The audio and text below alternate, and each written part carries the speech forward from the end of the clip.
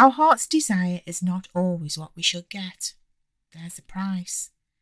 This one starts at £850, but becomes even more costly.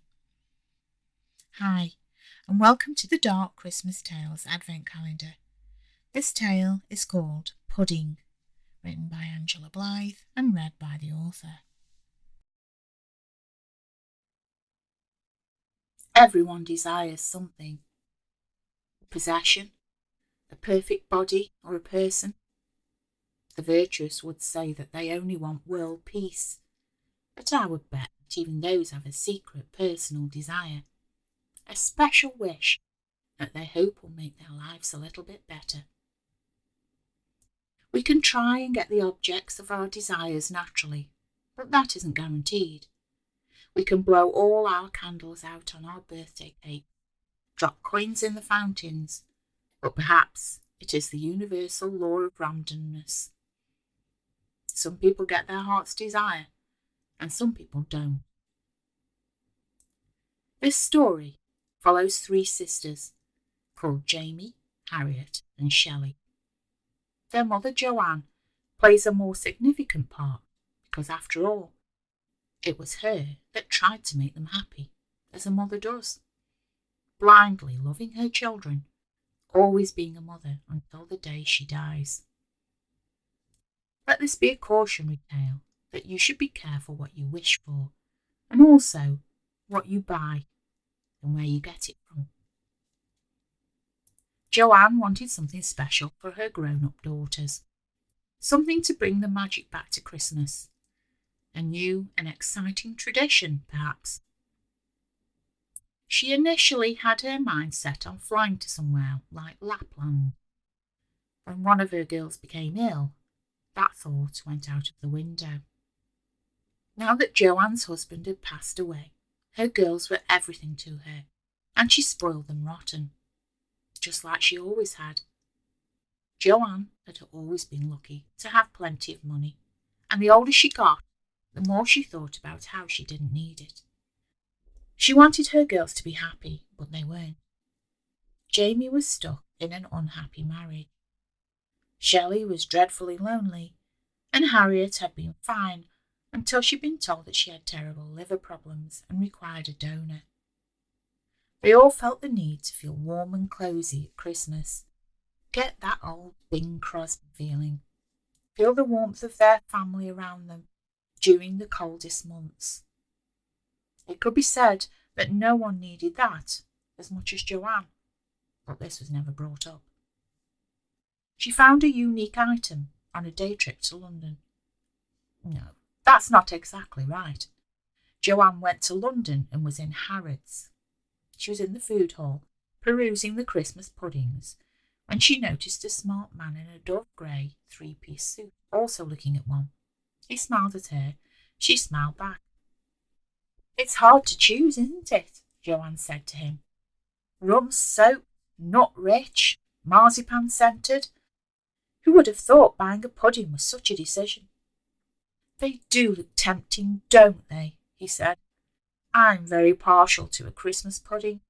Last year, well, I had the most singular one."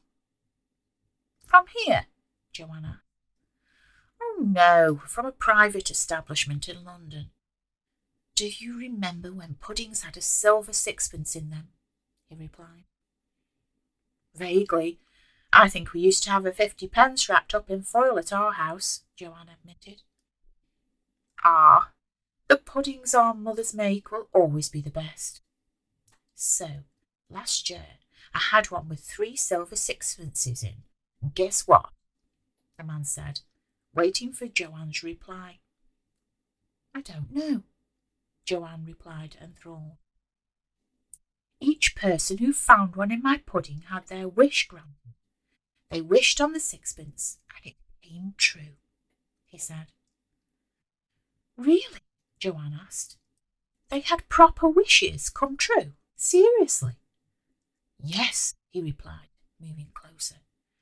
"The drawback was it was dreadfully expensive. I'm back on the Harrods ones this year. I didn't even get one of my own sixpences." Are they I don't know how to ask it. Magical, then? Joanne asked. Definitely, he replied. I want one, Joanne said. Where did you get it from? It's mail order only, and of course, with any pudding, they have to make it in advance and are therefore limited in quantity. I'll write the company's name and address down for you, and they can give you more details, the man said. Joanne had some paper and a pen in her handbag, and he gave her the details. She thanked him, and then saw him pick up a pudding that cost £65 and take it to the till. It was at that point she knew it would be costly. Joanne looked in vain for an internet address or a phone number for the pudding maker. In the end, she had to resort to pen, paper, and a stamp to make the inquiry. They replied within a couple of days, stating that they did have one for sale. It came with a price tag of £850. She only considered not buying it for a few seconds. If this really did work and changed her girls' lives, it was money well spent. She wouldn't tell anyone else how much it cost, then they couldn't judge her. It was delivered the following week and was quite large. Joanne would cook it, search for the sixpences, and ensure that somehow each of her daughters found one. It was the beginning of December, a long way from Christmas, but Joanne was excited and thought that they should have their wishes as quickly as possible, especially Harriet. She invited them all over for a Christmas meal, on the pretense that she was testing out a few different items for the big day. She told Jamie and Harriet not to bring their husbands. On the 1st of December, they all arrived, with painted-on smiles for their sisters and mother. They were trying to be merry for her, but each was dreadfully unhappy. Jamie couldn't tell her sisters or mother how lousy life had got with Calvin. She thought that they would drag her away from him and beat him up. Jamie just needed some confidence to leave him and admit to her family and the world that Calvin had been a mistake. Then she could try and rebuild her life. Harriet had been told that morning that there was a chance of a cure. She didn't want to go down that route if she had to, but maybe, if Harriet could stave back the tears, she would bring it up today, while everyone was together. She would be asking a lot from them, though. Shelley was in love with someone else's husband. He wasn't in love with her, but she couldn't get him out of her mind. She had tried dating other men, but that turned out to be worse than useless. Shelley always compared each one to her unrequited love, and decided that they all had major flaws. The love of her life only had one weakness, and that was that someone else had got there first. They all brought their troubles to Joanne's festive table. Each problem weighed on them heavily. Not one of their desires could be bought. Joanne didn't know the details of any of it, but she knew they needed help, and she hoped she had found it. Joanne lost count of the number of times that she said, "Save room for pudding," throughout the meal. She hadn't gone to town with the main course, just for that very reason. When it came to pudding, she told them that she had bought an extraordinary one, and they must all try it. Her daughters half expected Joanne to bring it in whole and bathed in flaming blue fire, but she didn't. Instead, she bought their servings in separate bowls with a choice of brandy sauce or cream. "Before you try it, you might be lucky to find a wish you sixpence in there, so don't gulp it down," Joanne said. She pretended to search through her bowl of pudding, knowing that she hadn't got one. The first person to find one was Jamie. "Remember," Joanne said, "wish for something that will change your life." Jamie picked out the tiny wrapped parcel from her pudding and unwrapped it on top of her serviette. There it was, a real silver sixpence. "Thanks, Mum," Jamie said. "You're welcome. Now make your wish and keep it secret," Joanne said. At this moment, Joanne felt she had made the right decision. Even if these wishes didn't work, Joanne could tell that the girls were enjoying it. That was all she'd wanted. Jamie wished for Calvin to leave her and go to someone else, to never see him again. Leave her in peace with the house and her chihuahua. Harriet found hers and quietly wished for a donor to be found.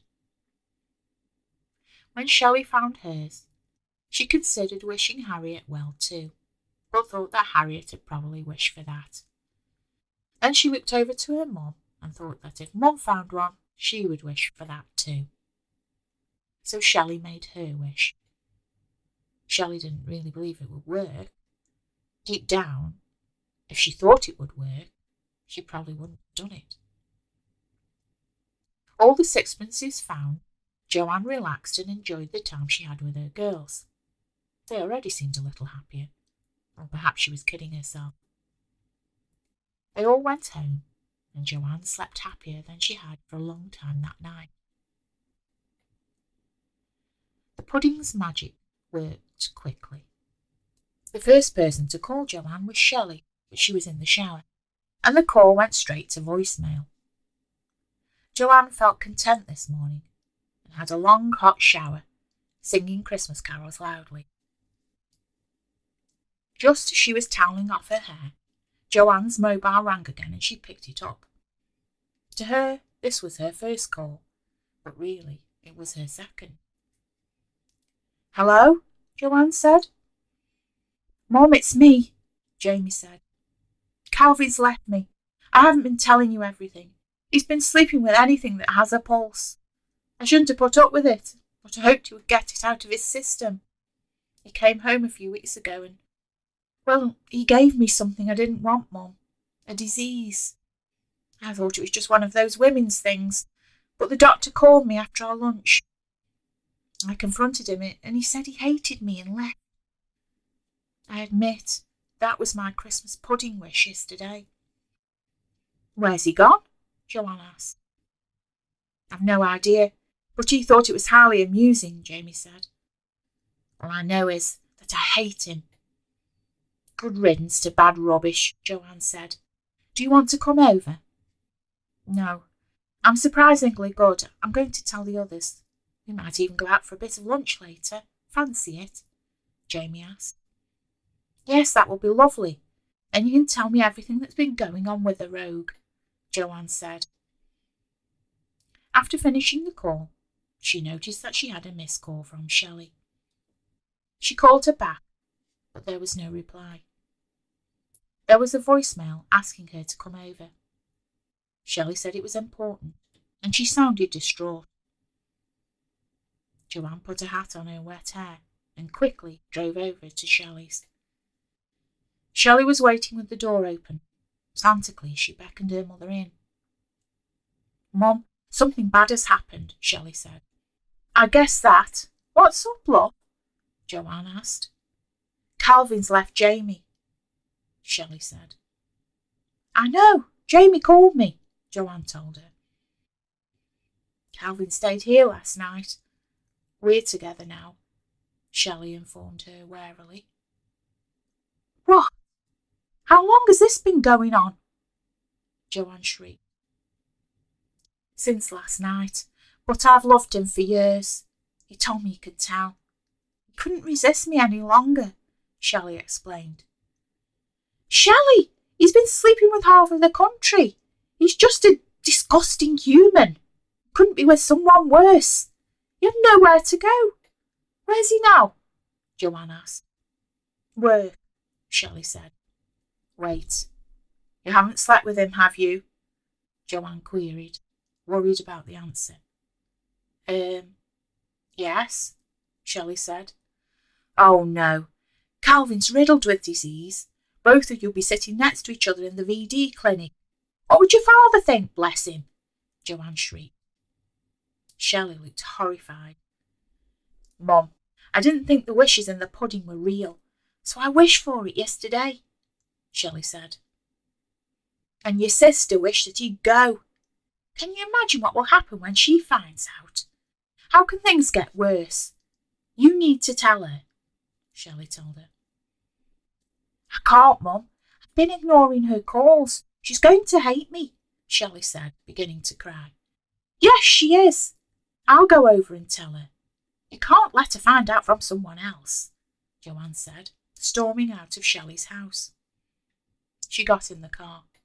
How could Shelley be so stupid?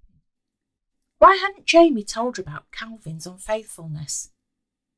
Christmas was going to be difficult, and all this would take its toll on Harriet, just when she needed her sisters. Those wishes had come true. Shelley had traded loneliness for an unhappy life, and Jamie had traded a miserable life for the loss of a sister. That stupid, bloody pudding. Joanne called Harriet from the car to tell her what was going on and warn her about her wishes. It went straight to answer phone, and then she remembered that Harriet was at the hospital all day and had switched her phone off. Joanne was distracted and felt that she'd messed up everything.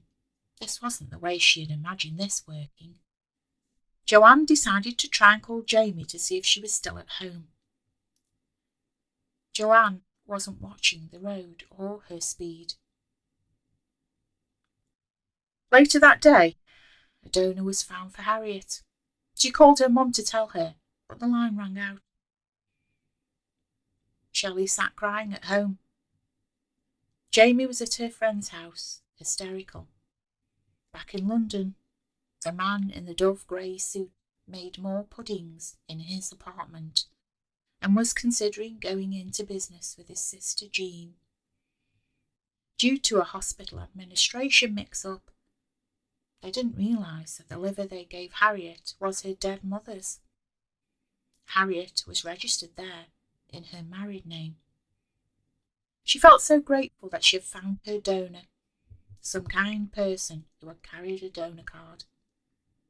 Her wish had worked. She couldn't wait to tell her family about how lucky the pudding had been.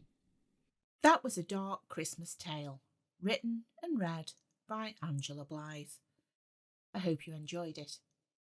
If you want to find out more about further stories in this series or my other work, please go to www.angelablythe.com.